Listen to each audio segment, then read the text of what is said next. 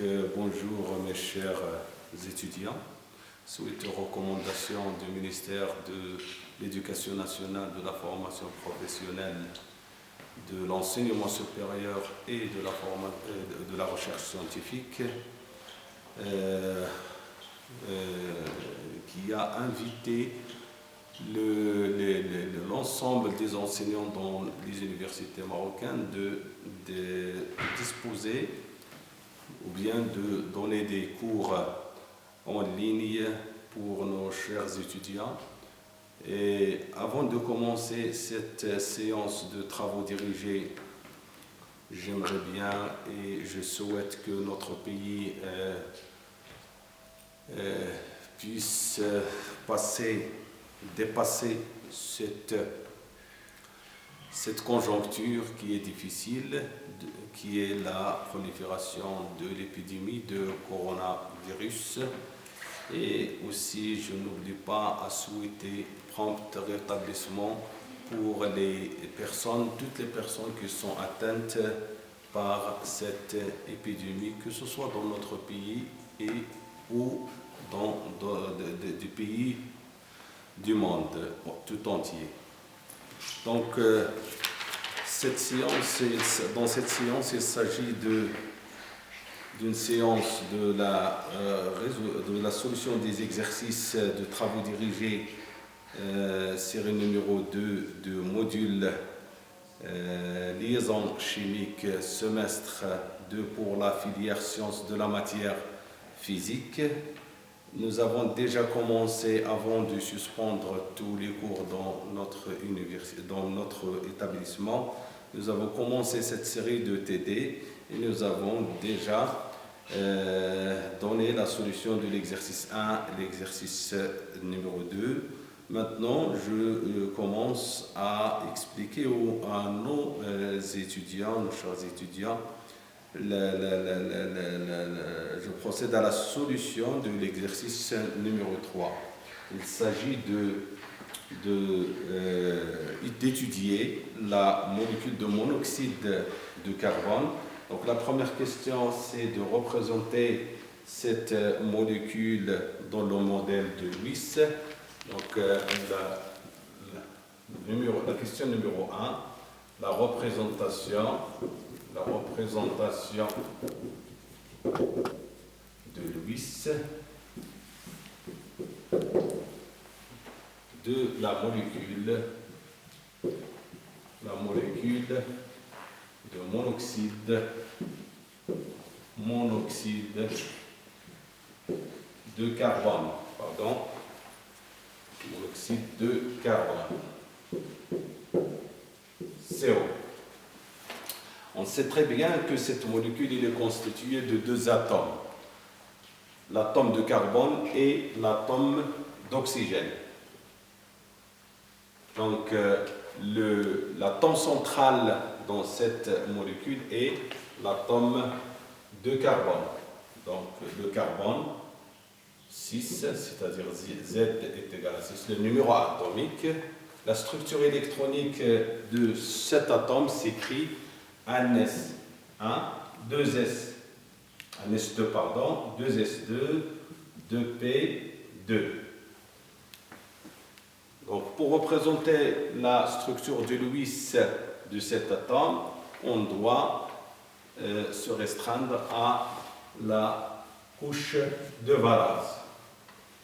Nous avons la couche de valence de l'atome du carbone, 2s2, 2p2. Si on représente cette couche de valence sous forme de case quantique, on obtient ceci. Donc, 2s, 2p, 2p sous forme de 3 cases quantiques. On distribue maintenant, on remplit les cases quantiques de cette couche de valence. Donc, nous avons 4 électrons, à savoir que la couche, ou bien la case quantique 2s contient 2 électrons et les cases quantiques de 2p de ce carbone, il comporte 2 électrons sous forme d'électrons célibataires. Donc on peut écrire la structure de Lewis de l'atome de carbone comme suit. Donc nous avons un doublet libre ici. Nous avons deux électrons célibataires et nous avons une case quantique vide. Cette représentation de Lewis de l'atome de carbone, il est donné dans à l'état fondamental, ou bien à l'état fondamental de l'atome de carbone. Pour l'oxygène, il a 8 électrons, ou bien Z est égal à 8, Z égale à 8, le nombre de protons qui est le nombre d'électrons, puisque ici l'atome d'oxygène est chargé et est neutre, et électriquement neutre. La structure électronique de l'oxygène s'écrit comme suit: 1s2, 2s2, 2p4. Donc voilà, 2 électrons, 4 électrons, plus 4, c'est 8 électrons au total. Toujours, on choisit la couche de valence de l'atome d'oxygène qu'on représente après sous forme de case quantique. 2s, 2p, et P toujours, il est découpé en 3 cases quantiques. Le nombre d'électrons de la couche de valence de l'atome d'oxygène est 6. Donc nous avons un doublet ici, un électron, et puis un autre électron appareillé, donc 2px. On peut maintenant écrire la structure de Lewis de l'atome d'oxygène qui est sous cette forme. 2 doublets libres, un deuxième doublet libre. Et nous avons aussi 2 électrons célibataires, le premier, le deuxième. Il faut signaler que dans ce cas de CO, l'atome de carbone est pris à l'état fondamental. C'est d'ailleurs le seul cas, le cas particulier où le carbone reste toujours à l'état fondamental.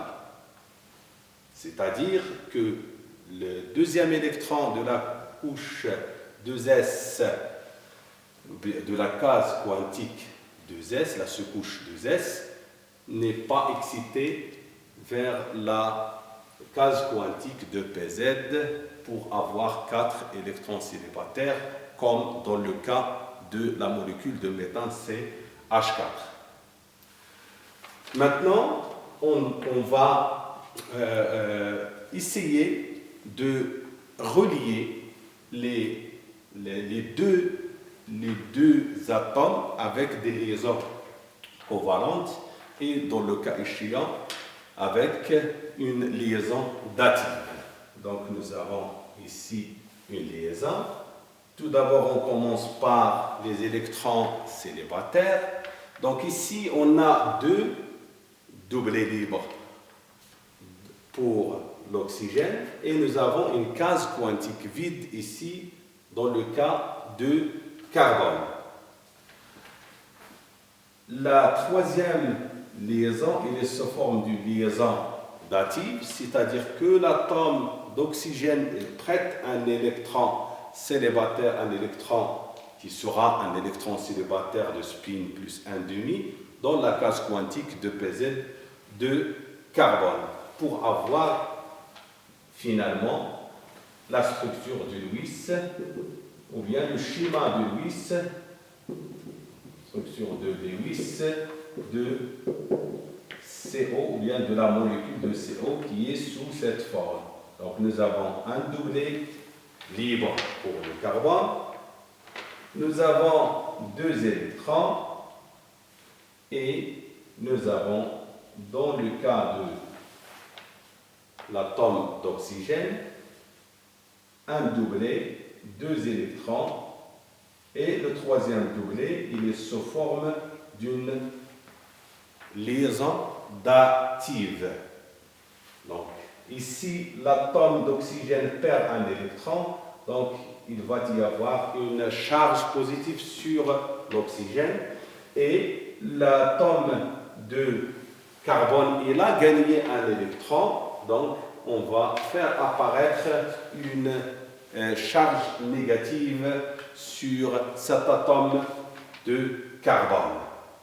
Donc, j'espère bien que vous avez compris cette démonstration sur la représentation de Lewis de la molécule de monoxyde de carbone. Le principe est très facile, donc je récapitule. Il y a 3 liaisons, donc 2 liaisons purement covalentes, c'est-à-dire le partage, chacun des atomes partage un électron pour constituer la liaison covalente, dans le cas des électrons célibataires, et une autre liaison, une troisième liaison qui s'établit entre l'atome de carbone et l'atome d'oxygène, qui est sous forme d'une liaison dative. Et on a ce schéma-là. Toujours la molécule, même s'il apparaît la méthode ou bien la théorie de l'approximation LCAO, qui est sujet de notre deuxième chapitre. Donc ici, la question demande, en utilisant la théorie des orbitales moléculaires comme combinaison linéaire des orbitales atomiques LCAO, représenter le diagramme énergétique des orbitales moléculaires formées à partir des orbitales atomiques de la dernière couche ou bien de la couche externe pour la molécule CO. C'est-à-dire application de la théorie théorie des orbitales moléculaires, LCAO, pour la molécule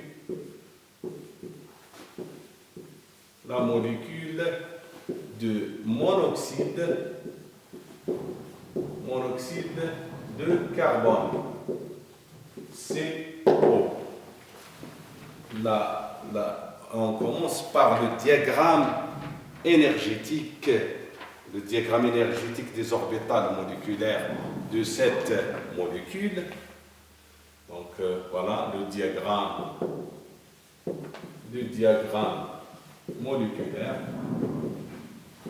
moléculaire des orbitales moléculaires de la molécule CO. Donc déjà, on a expliqué le principe de n'importe quel diagramme énergétique dans le cas des molécules diatomiques, que ce soit homonucléaire, que ce soit hétéronucléaire. Donc dans ce cas, nous avons CO, c'est-à-dire les noyaux des 2 atomes sont différents. Donc c'est le cas d'une molécule diatomique hétéronucléaire.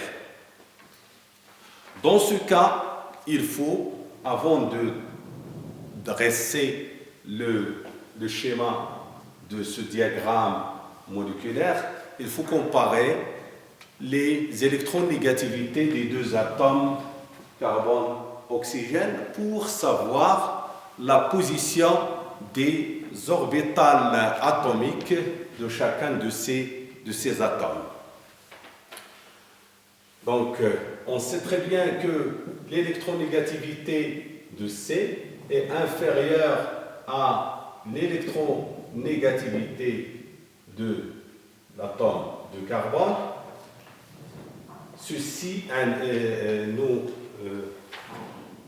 pousse à dire que les énergies des orbitales, les énergies des orbitales 2s et de P de carbone sont supérieures aux énergies des orbitales atomiques 2s de P de l'oxygène.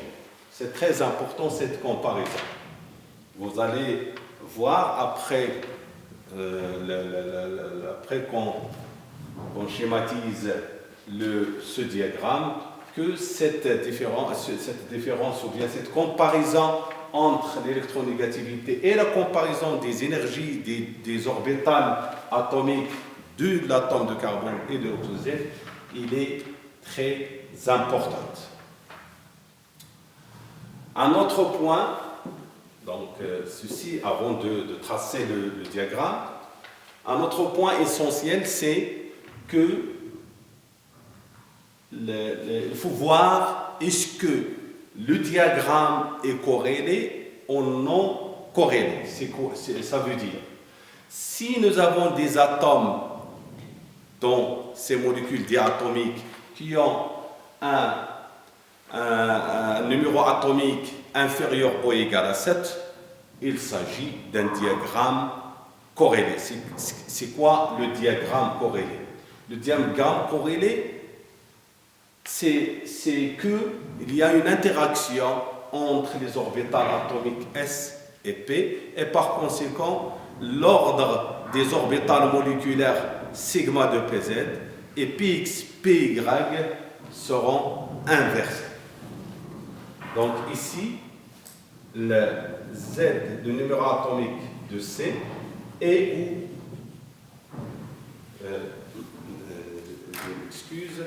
le numéro atomique de C est inférieur ou égal à 7, on dit que le diagramme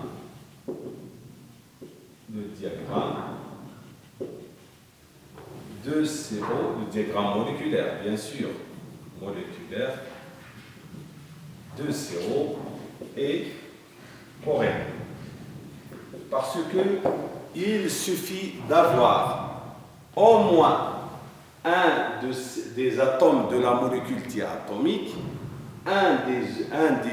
ces atomes a un numéro atomique qui est inférieur ou égal à 7, on dit que le diagramme est correct. Donc voilà, je vous laisse le soin d'écrire et de comprendre ces deux points essentiels avant de tracer le diagramme moléculaire de la molécule CO. Et après, bien sûr, le tracé sera compris très facilement. Donc, j'efface maintenant ici pour avoir de l'espace pour tracer ce diagramme.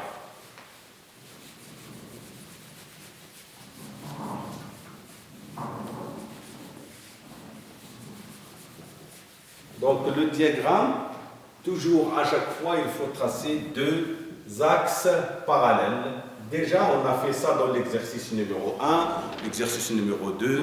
Donc, vous êtes maintenant vous êtes capable de tracer ces diagrammes moléculaires, mais il faut toujours à chaque fois ne pas oublier des détails ou bien des éléments de ce diagramme afin de répondre complètement aux questions. Donc, les axes ici, nous avons les orbitales moléculaires. On va choisir, on peut mettre ici le carbone, ici l'oxygène, ou l'oxygène ici et le carbone ici, c'est la même chose. Donc, on va mettre les orbitales atomiques de carbone de ce côté, les orbitales atomiques de l'oxygène de ce côté, et puis au milieu toujours, nous avons des orbitales moléculaires. Bien sûr, de la molécule C O.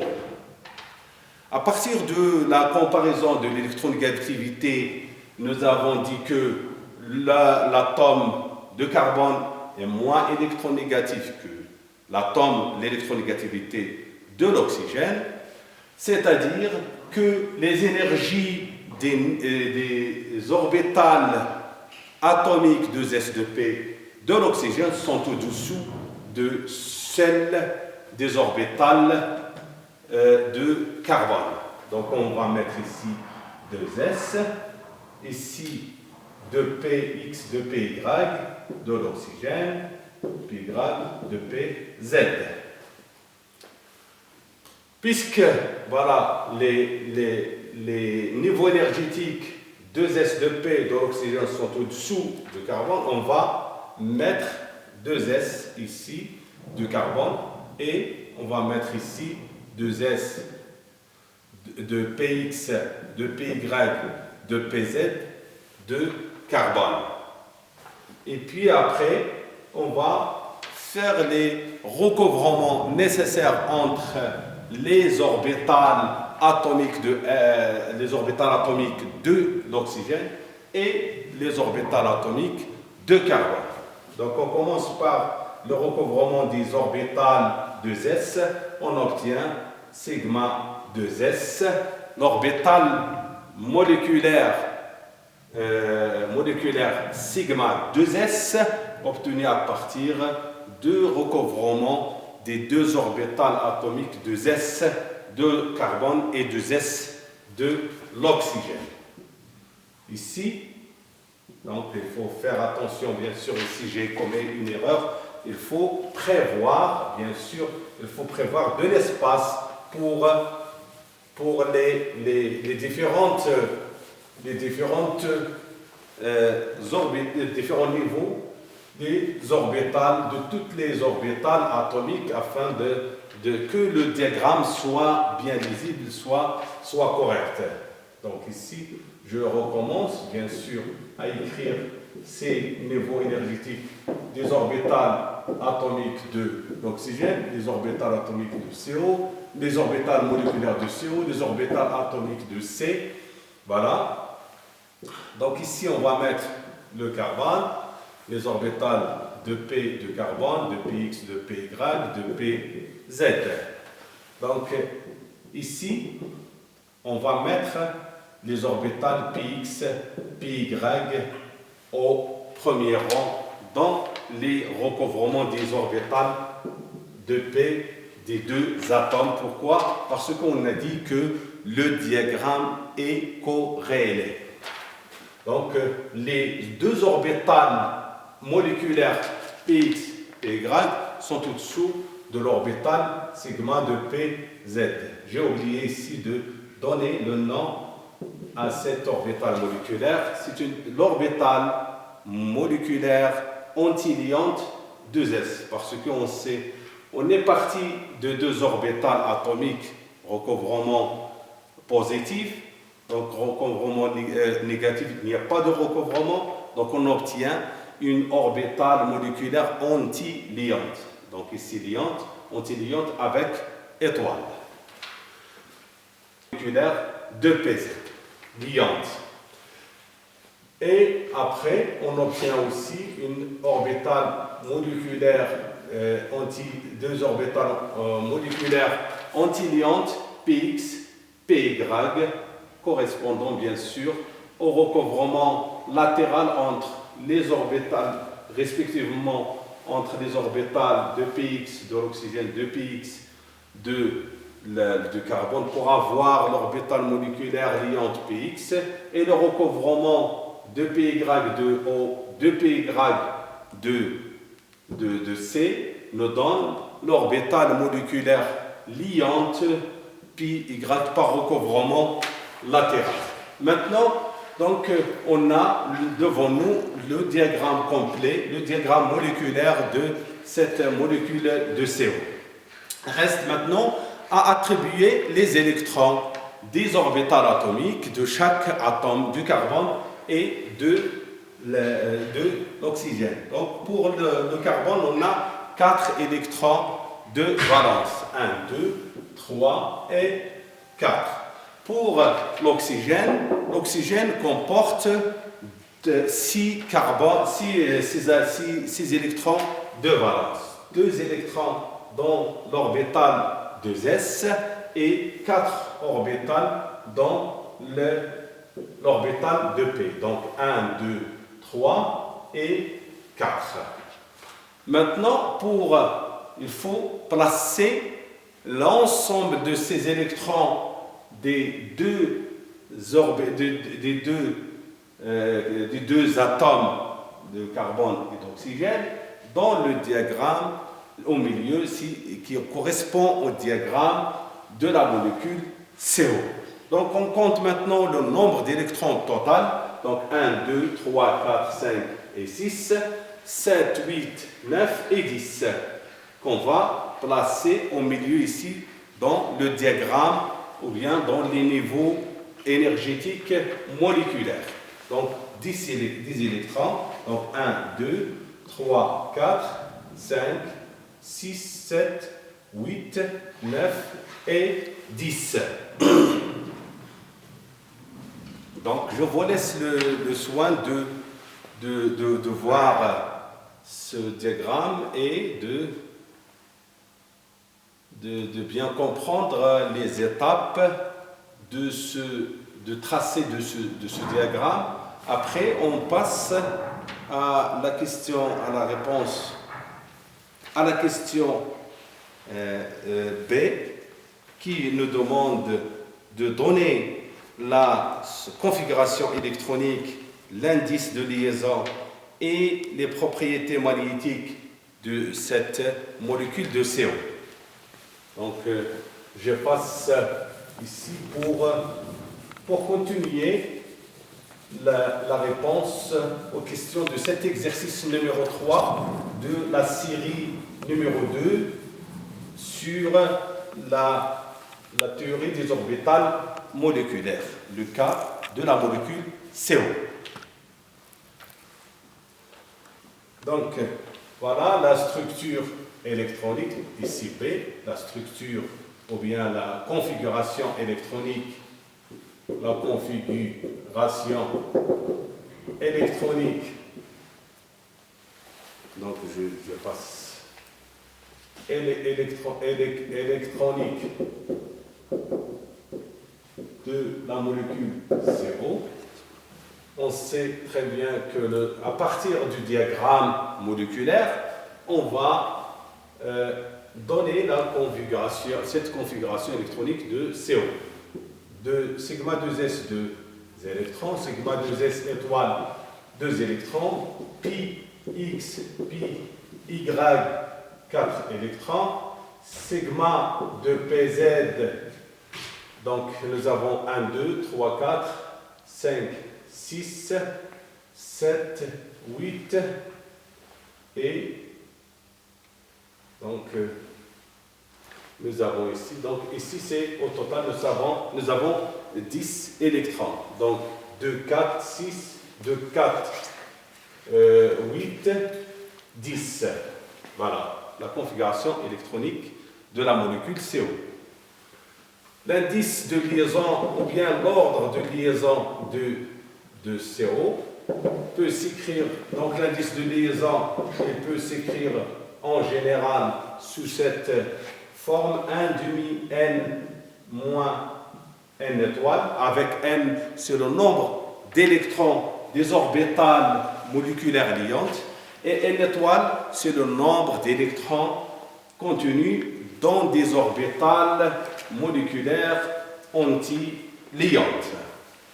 Avec n est égal, donc 1, 2, 3, 4, 5, 6, n étoile est égal, donc 6 plus 2, c'est 8, pardon, 8 électrons au total, liante 2 électrons, liante 4 électrons, liante 2 électrons, donc au total on a 8.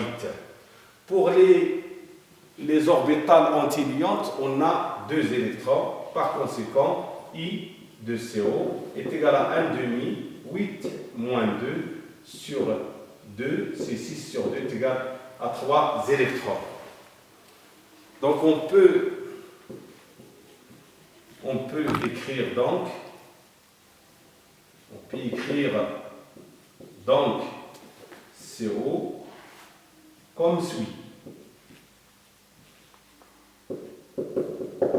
C'est 3 liaisons O. Pourquoi? Parce que l'indice de liaison est égal à 3 liaisons. Si vous avez observé, lorsqu'on a schématisé cette molécule selon le modèle de Lewis, on a obtenu 3 liaisons. Donc, on dit que la théorie, on dit que la théorie LCAO confirme bien le résultat obtenu par le modèle de Lewis. Le modèle de Lewis. Voilà.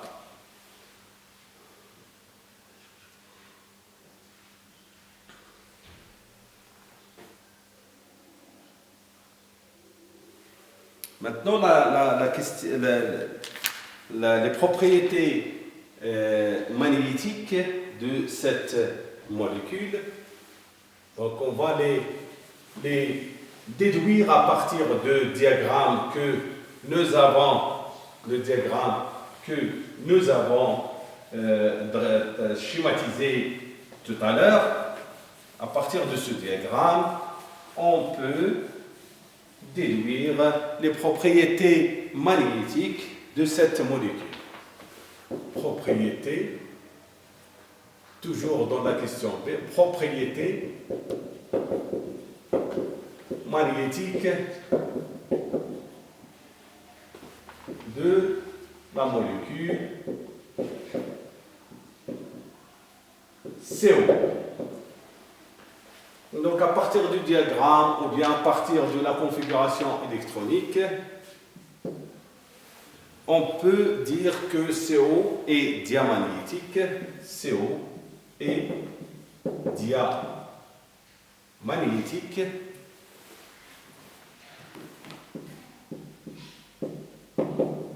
Et diamagnétique, pourquoi? Car le diagramme moléculaire de CO ne contient pas d'électrons célibataires.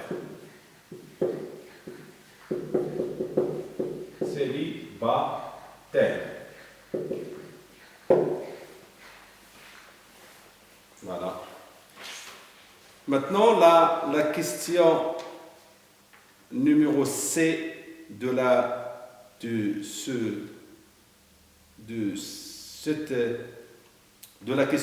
numéro 2, comparer la structure de la molécule CO obtenue par LCAO et celle trouvée par Lewis. J'ai déjà répondu à cette question lorsque j'ai calculé l'indice de liaison. Donc la troisième question, c'est la question nous demande de comparer en justifiant bien sûr notre réponse la stabilité des ions CO- et CO2+ par rapport à CO. Voilà, donc je peux effacer afin de reprendre le diagramme, donc de mettre en place le diagramme moléculaire de CO et le comparer avec le diagramme de CO- et CO2+. Donc je vais reprendre ce diagramme très rapidement ici. Donc voilà. Donc 2s. 2s de P.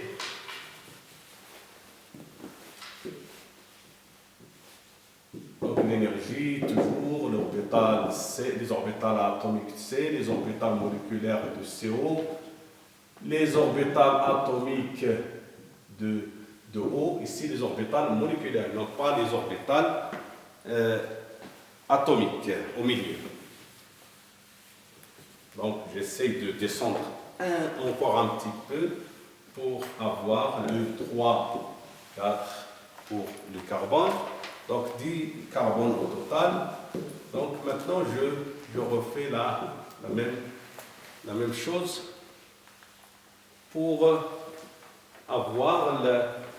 déduire bien sûr le diagramme de la désignant CO-.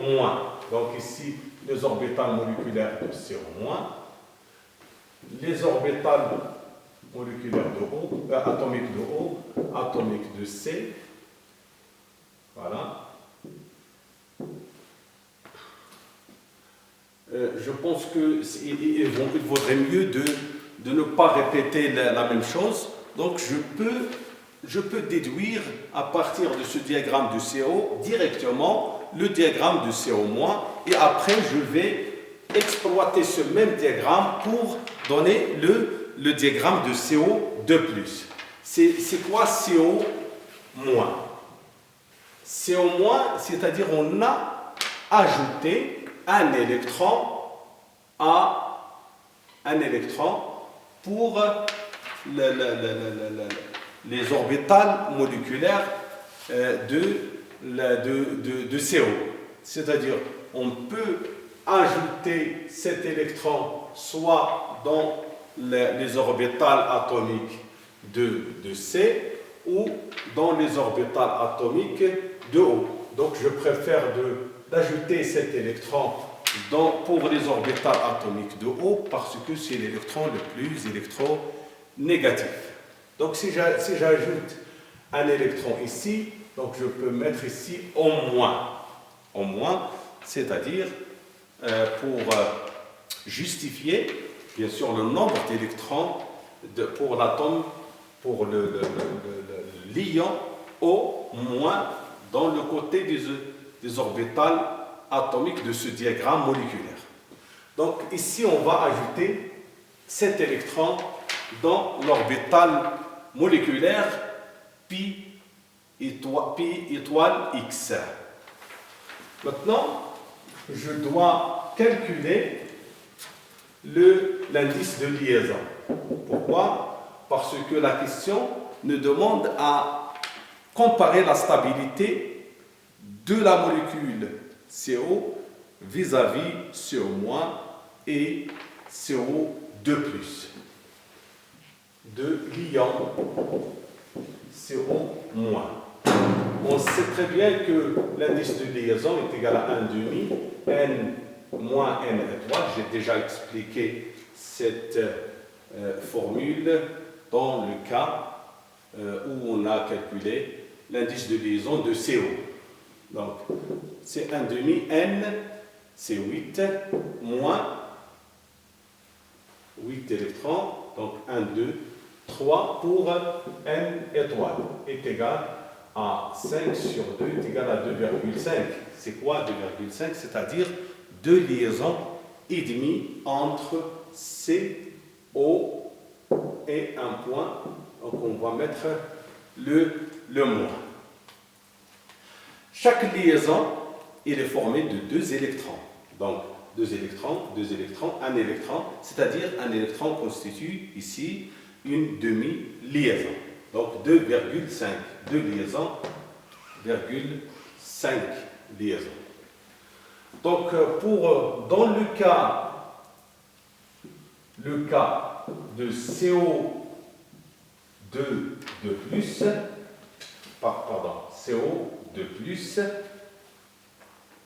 CO2+, c'est-à-dire on a retranché, on a ionisé la molécule CO, c'est-à-dire on a enlevé 2 électrons à cette molécule. Donc on va enlever les électrons dans cette structure,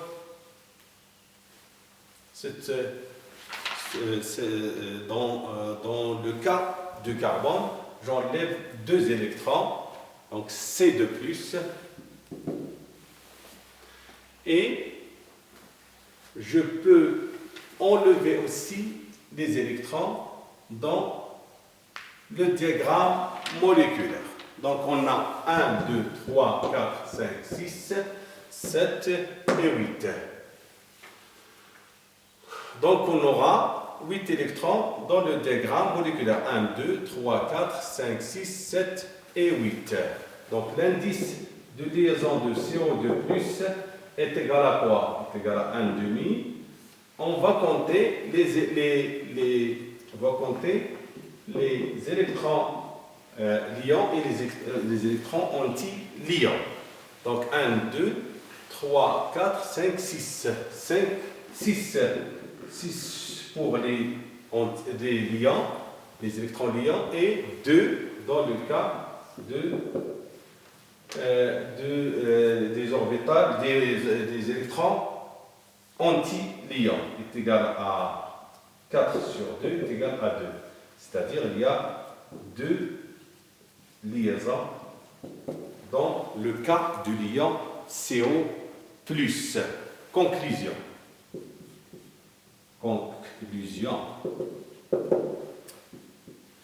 La conclusion, c'est que si l'indice de liaison augmente d'une espèce chimique, la stabilité aussi augmente. Parce que plus qu'on a des liaisons chimiques, plus qu'on aura plus d'énergie pour rompre ces liaisons. Donc I de CO est supérieur à I CO-, supérieur à I CO2+. Donc CO est plus stable que CO-. Ce dernier, ou bien cette dernière espèce,